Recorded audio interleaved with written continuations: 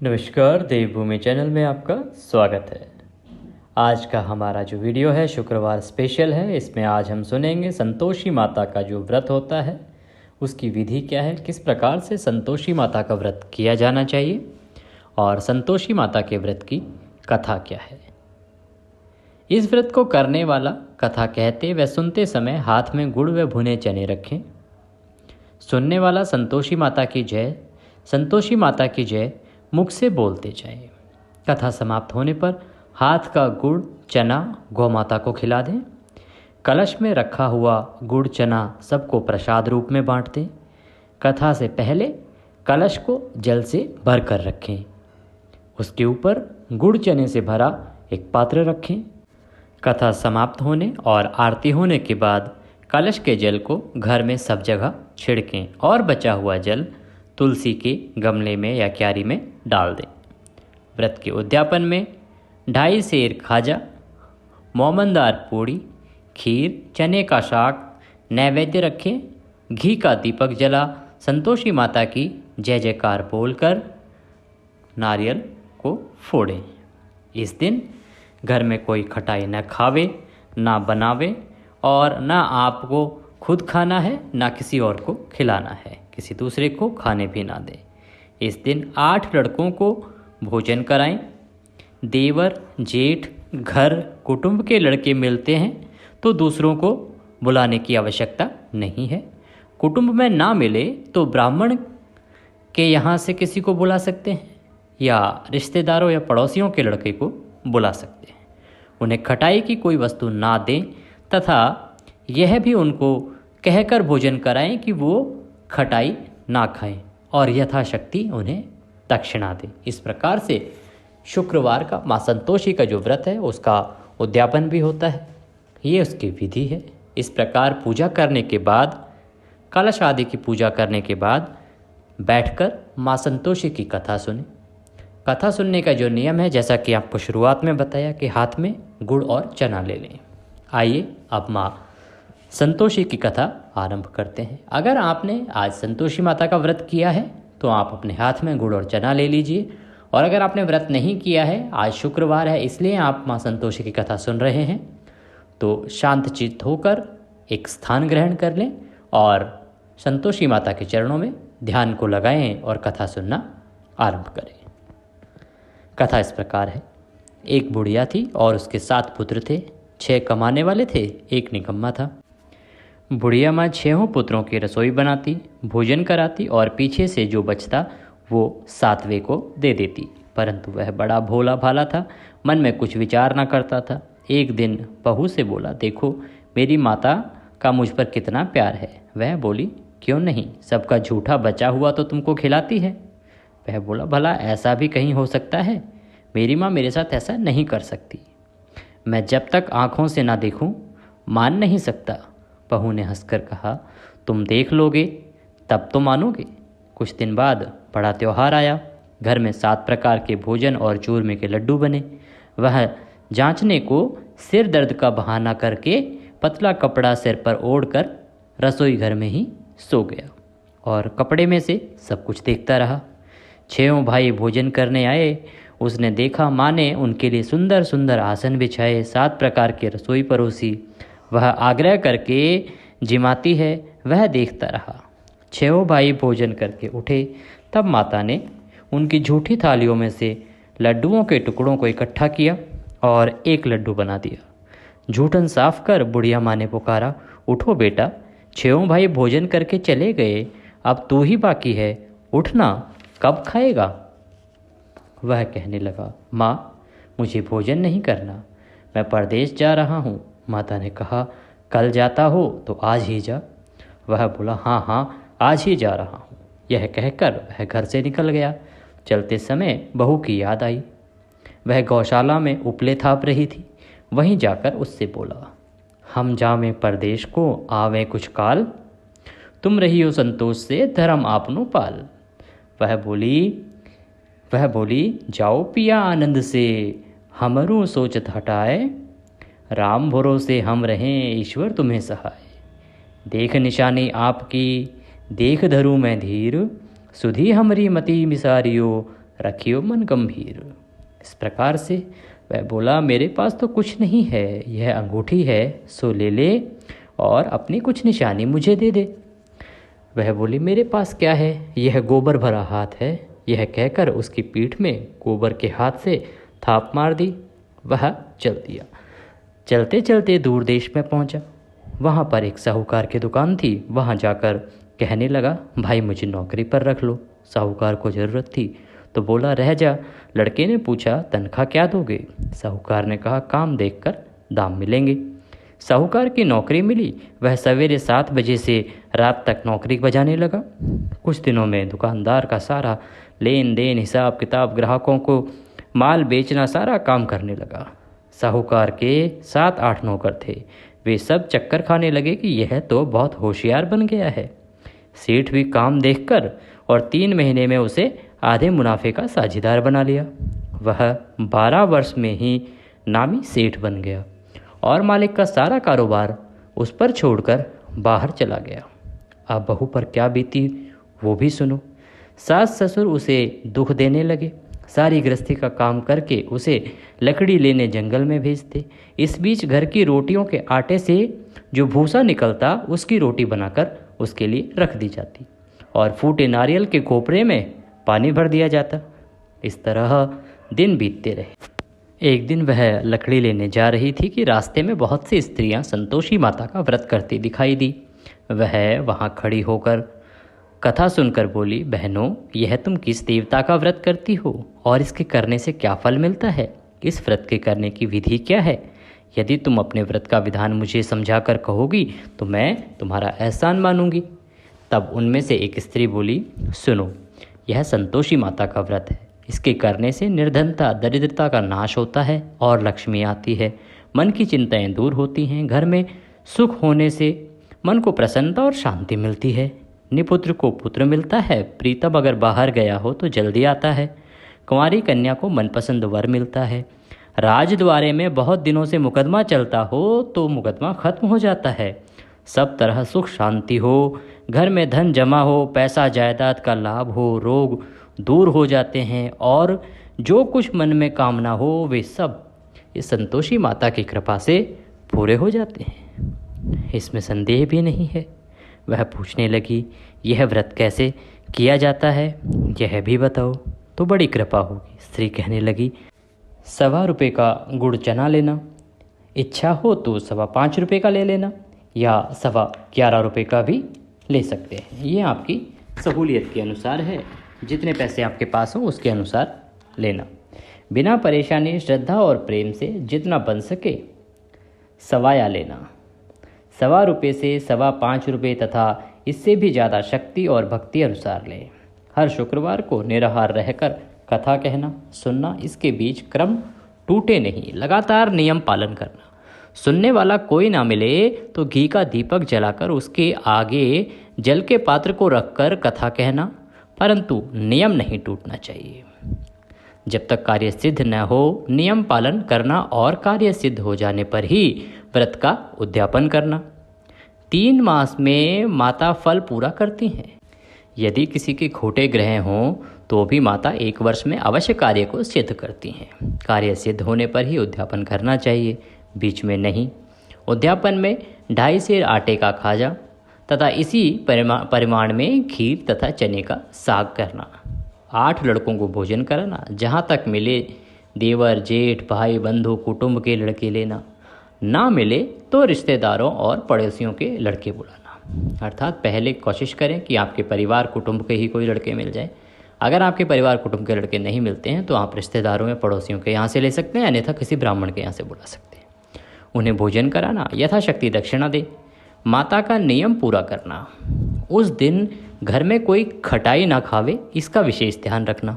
यह सुनकर बुढ़िया के लड़के की बहू चल दी। रास्ते में लकड़ी के बोझ को बेच दिया और उन पैसों से गुड़ चना ले माता के व्रत की तैयारी करने आगे चली और सामने मंदिर को देख पूछने लगी, यह मंदिर किसका है? सब कहने लगे, संतोषी माता का मंदिर है। यह सुन माता के मंदिर में जा माता के चरणों में लौटने लगी। दीन होकर विनती करने लगी, माँ, मैं निपट मूर्ख हूँ, व्रत के नियम कुछ नहीं जानती। मैं बहुत दुखी हूँ। हे माता, हे जगजननी, मेरा दुख दूर करो, मैं तेरी शरण में हूँ माता। माता को दया आई।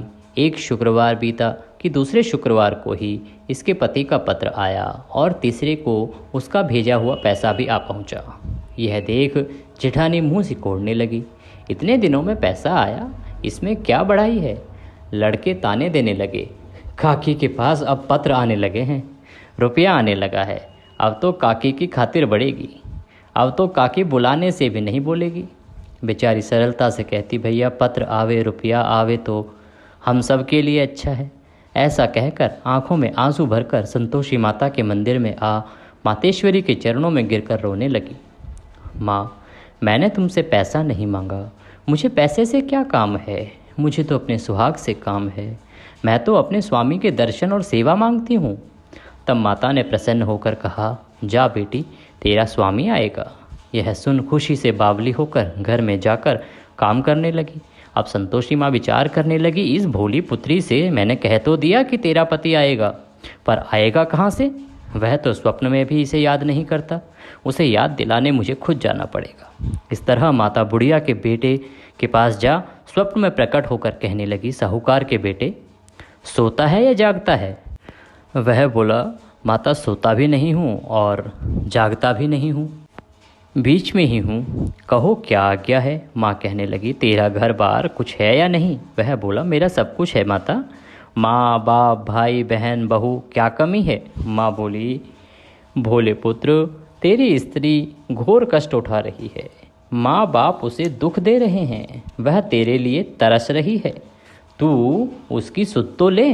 वह बोला, हाँ माता, यह तो मुझे मालूम है, परंतु मैं जाऊं तो जाऊं कैसे। परदेश की बात है, लेन देन का कोई हिसाब नहीं, कोई जाने का रास्ता नज़र नहीं आता, कैसे चला जाऊं। माँ कहने लगी, मेरी बात मान, सवेरे नहा धोकर संतोषी माता का नाम ले, घी का दीपक जला, दंडवत कर दुकान पर जा और बैठ अपना काम शुरू कर। देखते देखते तेरा लेन देन सब चुक जाएगा, जमा माल बिक जाएगा और सांझ होते होते धन के भंडार भर जाएंगे। सवेरे बहुत जल्दी उठ उसने अपने लोगों से अपने सपने के बारे में बात कही, तो वे सब उसकी बात अनसुनी कर दिल लगी करने लगे। कहीं सपने भी सच होते हैं। एक बूढ़ा बोला, देख भाई, मेरी बात मान, इस प्रकार साथ झूठ करने के बदले देवता ने जैसा कहा है वैसा ही करने में तेरा क्या जाता है। वह बूढ़े की बात मानकर स्नान कर संतोषी माता को दंडवत कर घी का दीपक जला दुकान पर जाकर बैठ गया। थोड़ी देर में वह क्या देखता है कि देने वाले रुपया लाए, लेने वाले हिसाब लेने लगे, कोठे से भरे सामान के खरीदार नकद दाम में सौदा करने लगे। शाम तक धन का ढेर लग गया। माता का चमत्कार देख प्रसन्न हो मन में माता का नाम ले घर ले जाने के वास्ते गहना कपड़ा खरीदने लगा और वहाँ के काम से निपट वह घर को रवाना हुआ। वहाँ बहू बेचारी जंगल में लकड़ी लेने आती है, लौटते वक्त माँ के मंदिर पर विश्राम करती है। वह तो उसका रोजाना रुकने का स्थान था। दूर से धूल उड़ती देख वह माता से पूछती है, हे माता, यह धूल कैसी उड़ रही है। माँ कहती है, हे पुत्री, तेरा पति आ रहा है, अब तू ऐसा कर, लकड़ियों के 3 बोझ बना ले, एक नदी किनारे रख, दूसरा मेरे मंदिर पर और तीसरा अपने सिर पर रख। तेरे पति को लकड़ी का गट्ठा देखकर मोह पैदा होगा, वह वहाँ रुकेगा, नाश्ता पानी बना खाकर माँ से मिलने जाएगा। तब तू लकड़ियों का बोझ उठाकर घर जाना और बीच चौक में गट्ठा डालकर 3 आवाज़ें जोर से लगाना, लो सासू जी लकड़ियों का गट्ठा लो, भूसी की रोटी दो और नारियल के खोपड़े में पानी दो, आज कौन मेहमान आया है। माँ की बात सुन बहू बहुत अच्छा माता कहकर प्रसन्न हो लकड़ियों के 3 गट्ठे ले आई, एक नदी तट पर एक माता के मंदिर पर रख दिया। इतने में ही एक मुसाफिर आ पहुँचा। सूखी लकड़ी देख उसकी इच्छा हुई कि अब वो यहीं विश्राम करे और भोजन बना खाकर गांव जाए। इस प्रकार भोजन बना विश्राम कर वह गांव को गया, सबसे प्रेम से मिला। उसी समय बहू सिर पर लकड़ी का गट्ठा लिए आती है, लकड़ी का भारी बोझ आंगन में डाल जोर से 3 आवाज़ देती है, लो सासू जी लकड़ी का गट्ठा लो, भूसी की रोटी दो, नारियल के खोपड़े में पानी दो, आज कौन मेहमान आया है। यह सुनकर सास बाहर आ अपने दिए हुए कष्टों को भुलाते हुए कहती है, बहू ऐसा क्यों कहती है, तेरा मालिक ही तो आया है, आ बैठ, मीठा भात खा, भोजन कर, कपड़े पहन। गहने पहन। इतने में आवाज़ सुन उसका स्वामी बाहर आता है और अंगूठी देख व्याकुल हो माँ से पूछता है, माँ यह कौन है? माँ कहती है, बेटा यह तेरी बहू है। आज 12 वर्ष हो गए हैं, तू जब से गया है तब से सारे गांव में जानवर की तरह भटकती फिरती है, काम काज घर का कुछ करती नहीं, 4 समय आकर खा जाती है। अब तुझे देखकर भूसी की रोटी और नारियल के खोपड़े में पानी मांगती है। वह लज्जित हो बोला, ठीक है माँ, मैंने इसे भी देखा है और तुम्हें भी देखा है, अब मुझे दूसरे घर की चाबी दो, मैं उसमें रहूं। तब माँ बोली, ठीक है बेटा, तेरी जैसी मर्जी कहकर उसने उसको चाबी का गुच्छा पटक दिया। उसने ताली लेकर दूसरे कमरे में जो तीसरी मंजिल के ऊपर था खोलकर सारा सामान जमाया। एक दिन में ही वहाँ राजा के महल जैसा ठाट बाट बन गया। अब क्या था, वे दोनों सुखपूर्वक रहने लगे। इतने में अगला शुक्रवार आया। बहू ने अपने पति से कहा कि मुझे माता का उद्यापन करना है। पति बोला, बहुत अच्छा, खुशी की बात है, इसे खुशी से करो। वह तुरंत ही उद्यापन की तैयारी करने लगी। जेठ के लड़कों को भोजन के लिए कहने गई, उसने मंजूर किया, परंतु पीछे जेठानी अपने बच्चों को सिखलाती है, देखो रे, भोजन के समय सब लोग खटाई मांगना, जिससे उसका उद्यापन पूरा न हो। लड़के जीमने आए, खीर पेट भर कर खाई, परंतु याद आते ही कहने लगे, हमें कुछ खटाई दो, खीर खाना हमें भाता नहीं, देखकर अरुचि होती है। बहू कहने लगी, खटाई किसी को नहीं दी जाएगी, यह तो संतोषी माता का प्रसाद है। लड़के तुरंत उठ खड़े हुए, बोले, पैसा लाओ। भोली बहू कुछ जानती नहीं थी, सो उन्हें पैसे दे दिए। लड़के उसी समय जाकर के इमली लाए और इमली खाने लगे। यह देखकर बहू पर संतोषी माता ने कोप किया। राजा के दूत उसके पति को पकड़ कर ले गए। जेठ जेठानी मनमाने खोटे वचन कहने लगे, लूट कर धन इकट्ठा कर लाया था, सो राजा के दूत पकड़ कर ले गए हैं। अब सब मालूम पड़ जाएगा जब जेल की हवा खाएगा। बहू यह वचन सहन न कर सकी, रोती रोती माता के मंदिर में गई। हे माता, तुमने यह क्या किया? हंसाकर अब क्यों रुलाने लगी? माता बोली, पुत्री, तूने उद्यापन करके मेरा व्रत भंग किया है, इतनी जल्दी सब बातें भुला दी। वह कहने लगी, माता भूली तो नहीं हूँ, न कुछ अपराध किया है, मुझे तो लड़कों ने भूल में डाल दिया, मैंने भूल से उन्हें पैसे दे दिए, मुझे क्षमा कर दो माँ। माँ बोली, ऐसी भी कहीं भूल होती है? वह बोली, माँ मुझे माफ़ कर दो, मैं फिर तुम्हारा उद्यापन करूँगी। माँ बोली, अब तो भूल मत करना। वह बोली, अब ना होगी माँ, अब बतलाओ वह कैसे आएंगे? माँ बोली, जा पुत्री, तेरा पति तुझे रास्ते में ही आता मिलेगा। वह घर को चली, राह में पति आता मिला। उसने पूछा, तुम कहाँ गए थे? तब वह कहने लगा, इतना धन कमाया है, उसका टैक्स राजा ने मांगा था, वह भरने गया था। वह प्रसन्न हो बोली, भला हुआ, अब घर चलो। कुछ दिन बाद फिर शुक्रवार आया। वह बोली, मुझे माता का उद्यापन करना है। पति ने कहा, करो। वह फिर जेठ के लड़कों से भोजन को कहने गई। जेठानी ने तो 1-2 बातें सुनाई और लड़कों को सिखा दिया कि तुम पहले ही खटाई मांगना। लड़के कहने लगे, हमें खीर खाना भाता नहीं है, जी बिगड़ता है, कुछ खटाई खाने को देना। वह बोली, खटाई खाने को नहीं मिलेगी, आना हो तो आओ। जब वो नहीं आए तो वो ब्राह्मण के लड़के ले आई और उनको भोजन कराने लगी। यथाशक्ति दक्षिणा की जगह एक एक फल उन्हें दिया। इससे संतोषी माता प्रसन्न हुई। माता की कृपा होते ही 9वें मास में उसको चंद्रमा के समान सुंदर पुत्र प्राप्त हुआ। पुत्र को लेकर प्रतिदिन माता जी के मंदिर में जाने लगी। माँ ने सोचा, यह रोज आती है, आज क्यों ना मैं इसके घर चलूँ, इसका आसरा देखूँ। यह विचार कर माता ने भयानक रूप बनाया। गुड़ और चने से सना हुआ मुख, ऊपर सूंड के समान होंठ, उस पर मक्खियाँ भिन भिना रही थी। दहलीज में पांव रखते ही उसकी सास चिल्लाई, देखो रे, कोई चुड़ैल डाकिन चली आ रही है, लड़कों इसे भगाओ, नहीं तो किसी को खा जाएगी। लड़के डरने लगे और चिल्लाकर खिड़की बंद करने लगे। छोटी बहू रोशनदान में से देख रही थी। प्रसन्नता से पगली होकर चिल्लाने लगी, आज मेरी माताजी मेरे घर आई हैं। यह कहकर बच्चे को दूध पिलाने से हटाती है। इतने में सास का क्रोध फूट पड़ा। बोली, रांड, इसे देखकर कैसी उतावली हुई है, जो बच्चे को पटक दिया। इतने में माँ के प्रताप से जहाँ देखो वहीं लड़के ही लड़के नजर आने लगे। वह बोली, माताजी, मैं जिनका व्रत करती हूँ यह वही संतोषी माता हैं।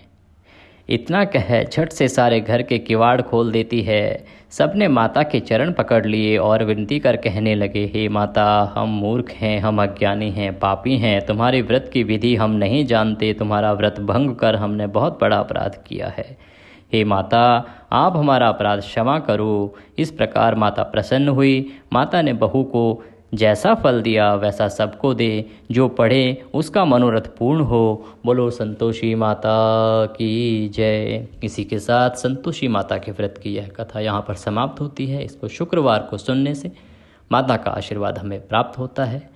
विशेष बात यह कि जब भी कभी संतोषी माता का व्रत किया जाए तो उसका नियम कठोर है, उस नियम का पालन करना आवश्यक है। माता संतोषी आपके ऊपर अवश्य प्रसन्न होती हैं और आपके सभी दुखों को दूर करती हैं। इसके बाद माता की आरती करेंगे। आरती करके भोग लगा के सभी जनों को प्रसाद वितरित करेंगे।